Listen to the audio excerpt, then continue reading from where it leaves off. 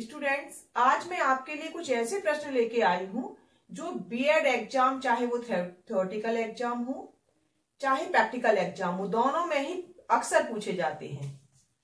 पहला प्रश्न है, प्रस्तावना कौशल का प्रयोग क्यों किया जाता है। मैंने लास्ट क्लास में आपको बताया था कि कौशल क्या होते हैं। माइक्रो टीचिंग में सारे कौशलों का आपने अभ्यास किया होगा। उन्हीं में से एक पहला और बहुत ही महत्वपूर्ण कौशल है प्रस्तावना कौशल। प्रस्तावना कौशल का प्रयोग क्यों किया जाता है, जैसे कि इसके नाम से स्पष्ट है कि इससे हम जो भी पाठ पढ़ाने वाले हैं उसकी प्रस्तावना तैयार करते हैं। जो हम टॉपिक पढ़ाते हैं बीएड में, वो हम डायरेक्ट उस टॉपिक को बताते नहीं हैं और ना ही उसे पहले ब्लैक बोर्ड पर लिखते हैं। सबसे पहले हम उस टॉपिक से संबंधित जितना भी प्रीवियस नॉलेज है, उस प्रीवियस नॉलेज पर बेस्ड कुछ प्रश्न छात्रों से पूछते हैं। उसके बाद हम प्रीवियस नॉलेज और न्यू नॉलेज जो हम अभी पढ़ाने जा रहे हैं क्लास में, दोनों को कनेक्ट करते हुए अपने टॉपिक पर आते हैं। ठीक है, तो पूर्व ज्ञान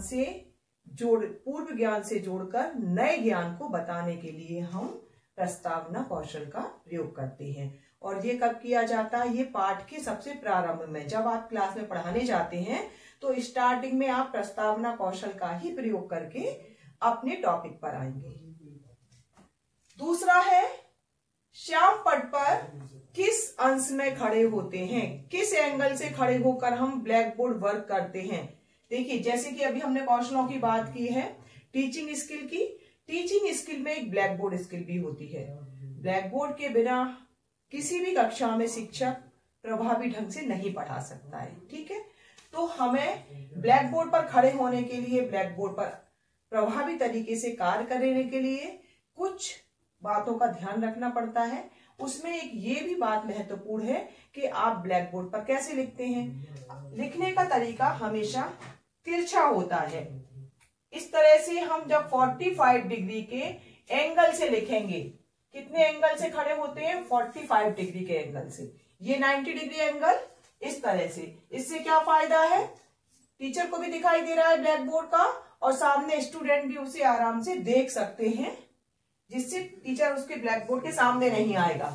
45 के एंगल से खड़े होने पर दोनों को ही सुविधा रहती है, चाहे वो स्टूडेंट है चाहे शिक्षक को लिखने में और स्टूडेंट को ब्लैक बोर्ड से देखने में। ठीक है, तो किस एंगल से खड़े होते हैं? 45 डिग्री के एंगल से।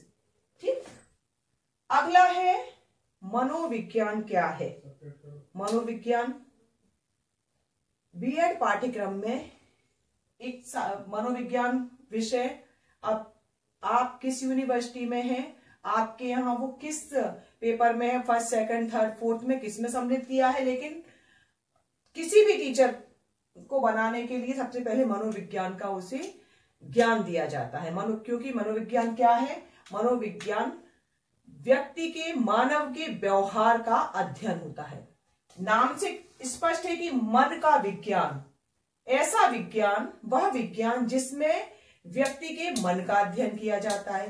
अब मन को परिभाषित करना आसान काम नहीं है, मन को हम माप नहीं सकते हैं, इसलिए मनोविज्ञान को मानव के व्यवहार का विज्ञान कहा जाता है। अर्थात विज्ञान की वह शाखा जिसमें मानव के व्यवहार का क्रमबद्ध अध्ययन किया जाता है, वो क्या है? मनोविज्ञान। अगला प्रश्न है, शिक्षा मनोविज्ञान के पिता कौन है? Who is the father of psychology? Educational psychology.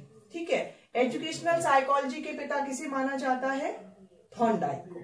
ठीक है, थॉर्नडाइक को शिक्षा मनोविज्ञान के जनक कहा जाता है। अगर हम मनोविज्ञान के जनक की बात करते हैं तो इसमें बहुत सारे मत हैं।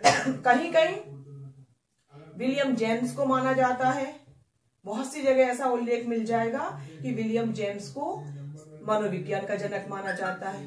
कहीं विलियम वुंट को मनोविज्ञान का जनक कहा जा रहा है। तो अगर आपको ये प्रश्न पूछा जाता है, ये शिक्षा मनोविज्ञान है, इसका तो मैंने आपको बता दिया शिक्षा मनोविज्ञान के जनक कौन है? थॉर्नडाइक। अक्सर पूछा जाता है। ठीक है, लेकिन अगर आपसे पूछा जाता है कि मनोविज्ञान के जनक कौन है, तो मनोविज्ञान के जनक के लिए आप क्या बताएंगे?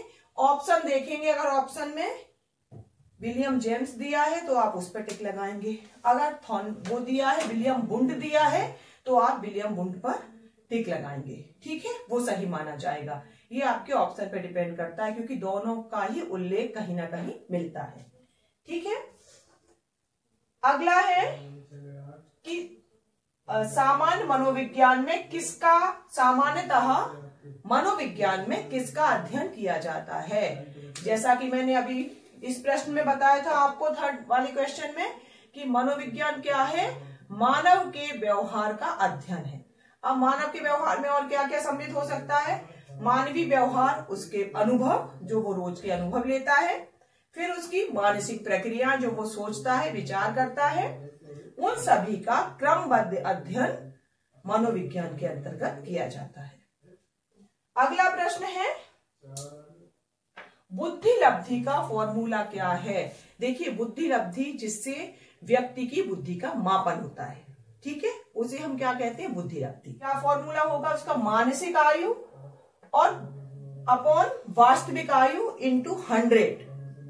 तो IQ equal to mental age upon chronological age into 100। इस फॉर्मूले से ही आप बुद्धि लब्धि ज्ञात करेंगे। ये ऐसा प्रश्न है जो अक्सर एग्जाम में पूछा जाता है। हर एग्जाम में आपसे ये प्रश्न पूछा जा सकता है। बीएड का हो, किसी जीएस के एग्जाम में भी, बहुत सारे ऐसे एग्जाम होते हैं जिसमें जीएस आती है, कंपलसरी होती है, उनमें भी IQ का फॉर्मूला बहुत बार पूछा जा चुका है। ठीक है, तो क्या होगा फॉर्मूला?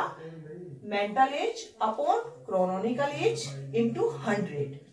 ठीक, अब है इसी से संबंधित है, बुद्धि परीक्षण के पिता कौन है? बुद्धि परीक्षण के पिता माने जाते हैं विनय को। ठीक है, विनय, और कभी कभी विनय और साइमन एक साथ दिए जाते हैं तो हम उस ऑप्शन को चुनेंगे जिसमें विनय और साइमन एक साथ है। ठीक है, बुद्धि लब्धि का पहला परीक्षण, बुद्धि का पहला परीक्षण विनय ने बनाया था और उसके साथ में साइमन ने भी उनकी हेल्प की थी, वो भी साथ में थे। इसलिए बुद्धि परीक्षण के पिता विनय और साइमन को माना जाता है, विनय और साइमन। अब हो सकता है आपके एग्जाम में ऑप्शन में दोनों दिए हो, विनय और साइमन दोनों दिए, तो आप विनय पर टिक लगाएंगे। अगर दोनों एक साथ दिए हैं तो आप विनय साइमन दोनों पर लगाएंगे। ठीक है, अगला प्रश्न है दार्शनिक कौन होते हैं? ठीक है, तो दार्शनिक कौन होते हैं? वह व्यक्ति जो हमेशा इस चिंतन में लगा रहता है कि जीवन क्या है, उसका अस्तित्व क्या है, जो चीजें वो देख रहा है, सुन रहा है, उनकी सत्यता उसमें कितनी है, उनकी सत्यापन की खोज करने में वो पूरे जीवन लगा रहता है, वह दार्शनिक होता है। ठीक है, व्यक्ति का अस्तित्व, उसके विशेषताएं, उसके पृथ्वी से संबंधित, ईश्वर से संबंधित, मनुष्य से संबंधित जितना भी ज्ञान है, मनुष्य का अस्तित्व है, उन सब के विषय में जो चिंतन करता है, चिंतन भी कैसा करता है? गहन चिंतन, और वो उन चीजों के बारे में भी चिंतन करता है और अपना भी आत्मनिरीक्षण, आत्म मूल्यांकन करता है उन सभी चीजों के परिप्रेक्ष्य में, तो वो दार्शनिक कहलाता है। जैसे इस धरती की शुरुआत कैसे हुई, सूर्य क्या है, चंद्रमा क्या है, ये सभी जो अध्ययन में लगा रहता है, ईश्वर क्या है, ईश्वर का अस्तित्व क्या है, ज्ञान प्राप्त कैसे होता है, इन सभी प्रश्नों के उत्तर कौन खोजता है? दार्शनिक खोजता है। दार्शनिक एक ऐसा व्यक्ति है जो हमेशा क्या, क्यों और कैसे, इन सब पर हमेशा सोचता रहता है। ठीक है, तो दार्शनिक कौन है? वह व्यक्ति जो जीवन का अस्तित्व, ज्ञान, सत्य आदि विषयों पर गहन चिंतन करता है और साथ में आत्मनिरीक्षण भी करता है, वो दार्शनिक कहलाता है।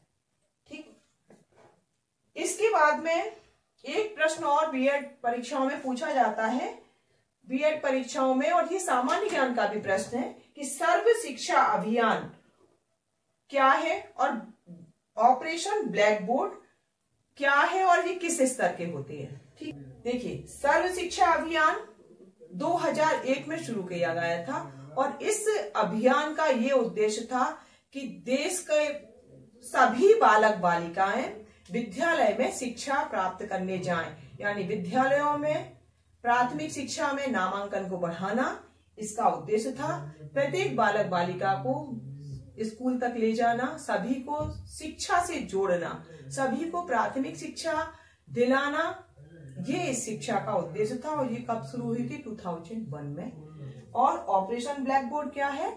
ऑपरेशन ब्लैक बोर्ड इसकी शुरुआत ये 1987 में हुई थी, क्योंकि 1986 में उस समय एक शिक्षा नीति आई थी। उस शिक्षा नीति में इस तरह के एक विभाग बनाने की सिफारिश की गई थी, एक अभियान चलाने की सिफारिश की गई थी, जिससे कि जो भारत के स्कूल हैं, देश के स्कूल हैं, उनमें जो वहां की आवश्यक सुविधाएं हैं, सामग्री, अध्ययन के लिए, अध्यापन के लिए वो जो जरूरी सामग्री है, उनको बढ़ाने के लिए, उन सामग्रियों से आकर्षित होकर देश के बच्चे जो विद्यालय नहीं आना चाहते, वो विद्यालय में अगर आते हैं, उनका नामांकन स्कूल में होता है, तो वो अपनी क्लास से, अपने स्कूल से प्रेम कर सकें, उसमें ढंग से पढ़ाई कर सकें। ऑपरेशन ब्लैक बोर्ड का संबंध सीधा सीधा हम करते हैं तो विद्यालय में सुविधाओं से है, साधनों से है, जिनकी सहायता पढ़ाने में होती है, जैसे ब्लैक बोर्ड, बैठने के लिए फर्नीचर या टाट पट्टी, विद्यालय में शिक्षक, पाठ्य पुस्तकें, और वहां का एक ऐसा एनवायरनमेंट, एक ऐसा वहां का वातावरण जिसमें बालक अधिक से अधिक सीख सके, रुचि के साथ सीख सके और विद्यालय से उसका प्रेम हो। एक बार वो विद्यालय आ जाए तो उसे अपनी क्लास में रोज आने का मन करे, इसलिए ऑपरेशन ब्लैक बोर्ड चलाया गया था। अगला प्रश्न है मिड डे मील।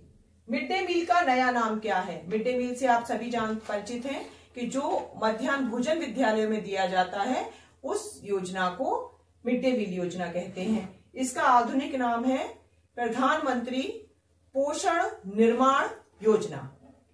प्रधानमंत्री पोषण निर्माण योजना या प्रधानमंत्री पोषण विकास योजना, और कहीं कहीं इसे आप देखेंगे तो इसे प्रधानमंत्री पोषण योजना भी इसे शॉर्ट में कहा जाता है।